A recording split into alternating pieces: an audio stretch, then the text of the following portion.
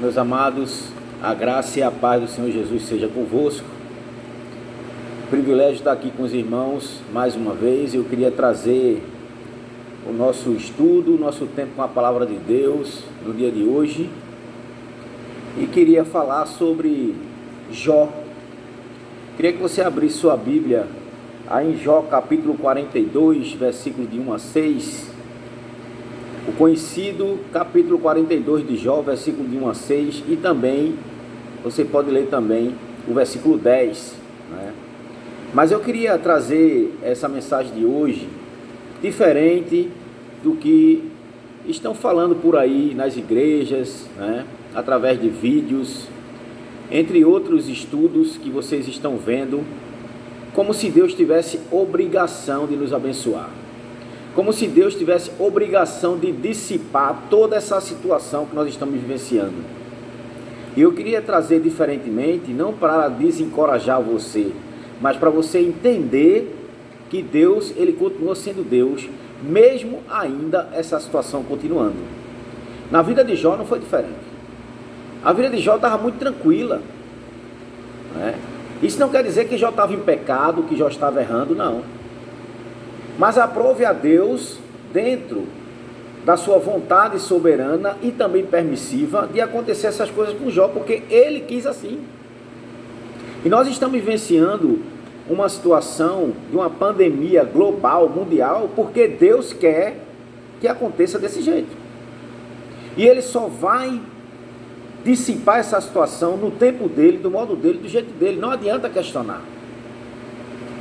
Eu queria trazer esse título dessa mensagem dizendo o seguinte: Deus nos abençoa porque Ele quer, não por obrigação, mas por prazer. É porque Ele quer. Ele não tem obrigação de nos abençoar. Sabe, irmãos, há várias lições em tudo e em todo o livro de Jó, na vida de Jó. Mas a mais importante de todas elas é nós entendermos que Deus está presente e tem grandes planos quando as provações chegarem em nossas vidas. Eu canso de dizer, todo mundo está falando a mesma coisa: Deus está no controle.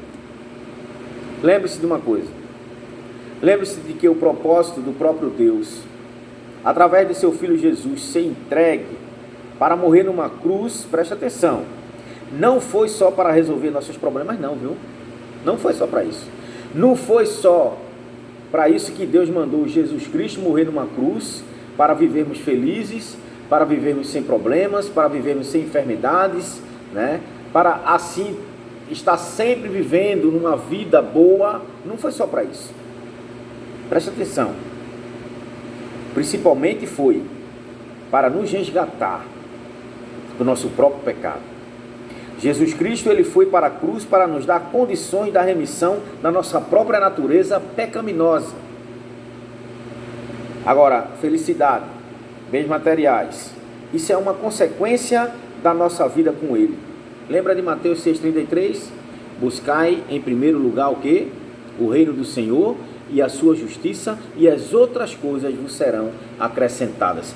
A principal missão de Jesus ter morrido na cruz por mim e por você foi uma só: para nos redimir de nossos próprios pecados, para assim termos acesso a Ele de novo, remidos e lavados dos nossos próprios pecados, através do seu sangue derramado na cruz por mim e por você. Essa foi a missão de Cristo.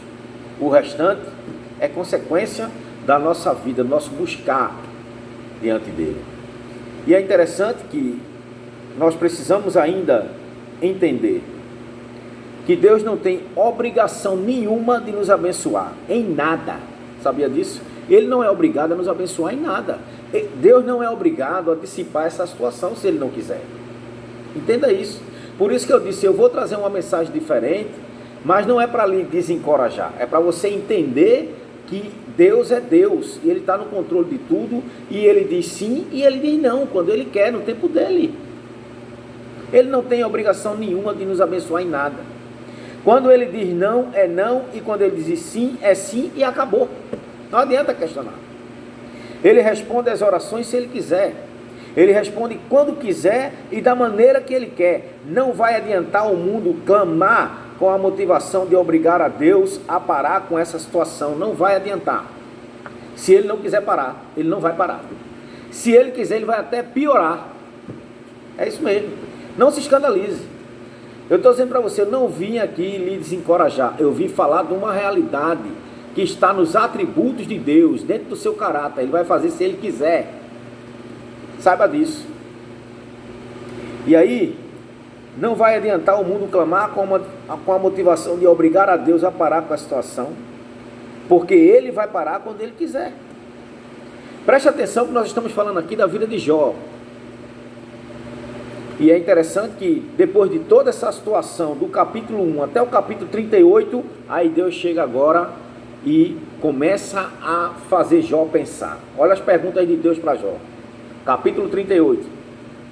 Depois disto, o Senhor, do meio de um redemoinho, respondeu a Jó o seguinte, preste atenção: quem é este que escurece os meus desígnios com palavras sem conhecimento? Tem muita gente falando aí asneira sobre Deus. Tem muita gente aí falando coisas, incentivando a própria igreja de Deus a abrir, a própria igreja de Deus ignorar a situação e tentar pegar no colarinho de Deus e dizer assim, o Senhor tem a obrigação de mudar essa situação. Deus vai mudar se quiser. Ele está perguntando para Jó aqui, Jó, quem é esse que escurece os meus desígnios com palavras sem conhecimento? Quem é, Jó? Cinge, pois, os teus lombos como homem, pois eu te perguntarei e tu me farás saber quem é Jó para querer ensinar a Deus. Era isso que Deus estava perguntando a ele aqui. Aí no versículo 4, no capítulo 38, olha a pergunta que Deus faz para Jó.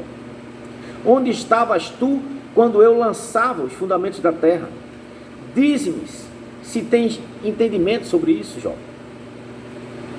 Quem lhe pôs as medidas, se é que sabe, Jó?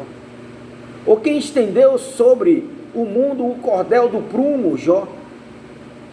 Sobre que estão fundadas as suas bases, ou quem lhe assentou a pedra angular no mundo, Jó?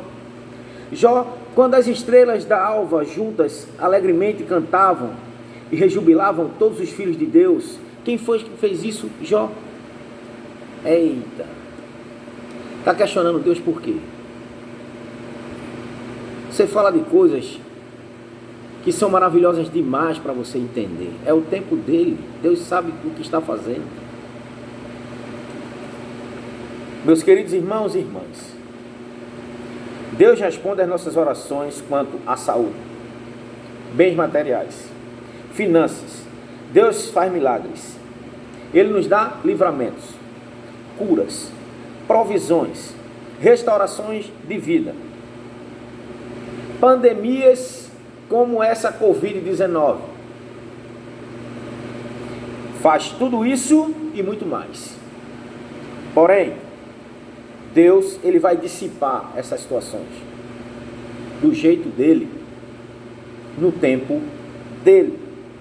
O fato de Deus responder um não para mim e para você, não significa que ele nos ame menos ou mais. O amor dele continua o mesmo comigo e você. Nós temos que entender que a dinâmica de Deus é diferente da minha e da sua. Nós precisamos entender que Deus se alegra em abençoar o seu povo, mas suas bênçãos são resultados diretamente da sua graça sobre nossas vidas. Preste atenção, da sua graça sobre nossas vidas. Não é porque nós merecemos alguma coisa, não. É porque Ele tem prazer em nos abençoar. Ele quer nos abençoar. Agora, Ele vai abençoar se Ele quiser. Não é porque nós merecemos. É diretamente da sua graça sobre nossas vidas. E não um direito adquirido. Nós não temos direito a nada. E nem temos direito de exigir e nem tampouco reivindicar alguma coisa diante do Senhor. Como se Ele fosse obrigado a nos dar alguma coisa. Deus não tem obrigação a nos dar nada. Ele vai dar se Ele quiser. É no tempo dele. Então não adianta espernear. É orar e pedir a sua misericórdia sobre nossas vidas. E principalmente livramentos. Agora, eu fico agora entendendo no capítulo 41, versículos 11. Quando Deus chega para Jó, exorta a Jó com outra pergunta. Presta atenção. Jó capítulo 41, versículo 11. Quem primeiro me deu a mim para que eu haja de retribuí-lhes? Pois o que está debaixo de todos os céus, Jó, é meu, diz o Senhor.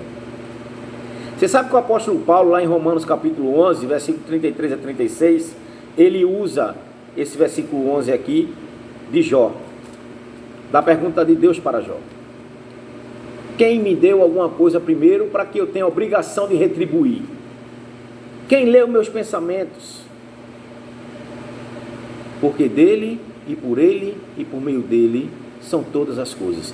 Ele está dizendo aqui para Jó na última frase: pois o que está debaixo de todos os céus, Jó, é meu. O que está acontecendo no mundo agora, eu estou no controle. O que está acontecendo com a humanidade agora, eu tenho um propósito. Agora sim, depois de um longo, inexplicável período de sofrimento, e é interessante que é inexplicável, as coisas de Deus são inexplicáveis. É muito bom quando nós estamos aqui entoando cânticos na igreja, né, dizendo que ninguém explica a Deus, mas agora as pessoas querem que Deus explique. Senhor, por que o nosso mundo está passando por essa situação? Ninguém explica a Deus. Nós temos que ficar calados e só orar. Não temos que reivindicar nada, é tudo no tempo dele. Amadureça, cresça no Senhor e tenha o discernimento de entender que Ele está no controle da minha vida e da sua vida. Saiba disso. Em nenhum milésimo de segundo Deus perdeu o controle do mundo, só porque o mundo está passando por essa situação. Não questione. Assim como a própria esposa de Jó e os amigos de Jó questionaram: amaldiçoe-se Deus e morre. Agora, Jó, ele se quebranta diante do Senhor. Depois de um longo e inexplicável período de sofrimento, olha o reconhecimento de Jó diante do Senhor. Capítulo 42 agora. Versículos de 1 a 6. Então respondeu Jó ao Senhor: bem sei que tudo podes, e nenhum dos teus planos podem ser frustrados. Toda essa situação que está acontecendo no mundo, Deus não está frustrado, porque foi Ele, na permissão dEle. Se escandalize quem quiser, mas foi na permissão de Deus. Versículo 2: bem sei que tudo podes, e nenhum dos teus planos podem ser frustrados.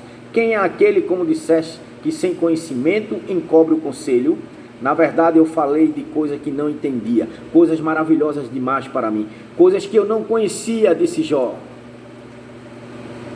E olha que no capítulo 1, Deus dá 4 qualidades para Jó, né?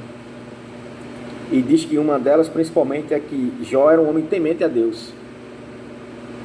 É a que me chama mais atenção. E ele está dizendo aqui que ele não sabia, ele estava falando de coisa que não sabia. Era maravilhosa demais para que ele entendesse. Escuta-me, pois havias dito e eu falarei, eu te perguntarei e tu me ensinarás, Senhor. Eu te conhecia só de ouvir, mas agora os meus olhos te veem. Por isso me abomino e me arrependo no pó e na cinza. Aí o versículo 10, você vê a consequência dessa oração aqui, do reconhecimento de Jó diante do Senhor.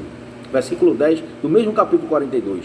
Mudou o Senhor a sorte de Jó, quando este orava pelos seus amigos, e deu-lhe o dobro de tudo o que antes possuía. Joel capítulo 2 diz que o Senhor restituirá os anos que foram consumidos. Se preocupa com o que você está perdendo não, meu. Ele vai te restituir. Agora, se Ele quiser. Não é que Ele tem obrigação não, viu? Clame a graça e a misericórdia do Senhor. O fato de você estar respirando e estar vivo é literalmente a graça dele sobre nossas vidas. Meus irmãos, Deus é Senhor de tudo e de todos. Aquietai-vos e sabeis que eu sou Deus. Salmo 46:10. Que tenhamos um dia abençoado na presença do Senhor e até amanhã com outro tempo com a nossa palavra. Que Deus vos abençoe e que a sua graça e a sua misericórdia continue em nossas vidas. Louvado seja o nome do Senhor.